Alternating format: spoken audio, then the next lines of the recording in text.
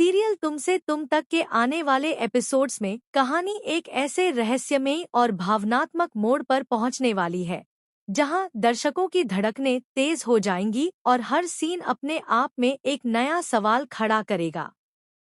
रेनू के आर्यवर्धन के घर पहुंचते ही माहौल कुछ बदलाव सा महसूस होने लगता है, लेकिन सबसे ज्यादा बेचैन नजर आती है हमारी अनु, क्योंकि जैसे ही वह उस घर में कदम रखती है उसे बार बार वही डरावना और रहस्यमयी सपना आने लगता है जो उसे हर अष्टमी की रात को दिखाई देता था। यह सपना अब सिर्फ एक सपना नहीं रह जाता, बल्कि हकीकत से जुड़ता हुआ नजर आने लगता है और यही वजह है कि अनु बार बार बेहोश होने लगती है। उसे खुद समझ नहीं आ रहा कि आखिर ऐसा क्या है जो उसे उस घर से, उन दीवारों से और किसी अनदेखी सच्चाई से इस कदर जोड़ रहा है। हर बार जब उसकी आंख खुलती है उसके दिल में डर के साथ साथ एक अजीब सी खिंचाव भी महसूस होती है, जैसे कोई उसे पुकार रहा हो।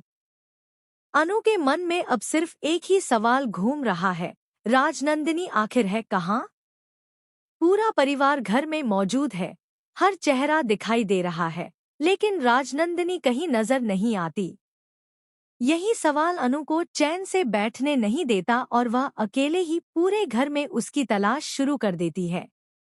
वह एक एक कमरे को गौर से देखती है, हर कोने को ध्यान से परखती है, मानो किसी छुपे हुए सच की परतें खोलना चाहती हो। तलाश करते करते वह उस कमरे के करीब पहुंच जाती है जहां आर्यवर्धन मौजूद होता है। जैसे ही आर्यवर्धन की नजर अनु पर पड़ती है वह तुरंत समझ जाता है कि अनु सिर्फ यूं ही वहां नहीं आई है, बल्कि किसी बड़ी सच्चाई की जांच पड़ताल में लगी हुई है। वह उससे बात करने की कोशिश करता है, माहौल को हल्का बनाने की कोशिश करता है, लेकिन अनु का जवाब बिल्कुल उल्टा होता है। उसकी आवाज में गुस्सा भी है, जिद भी और एक अनजाना डर भी।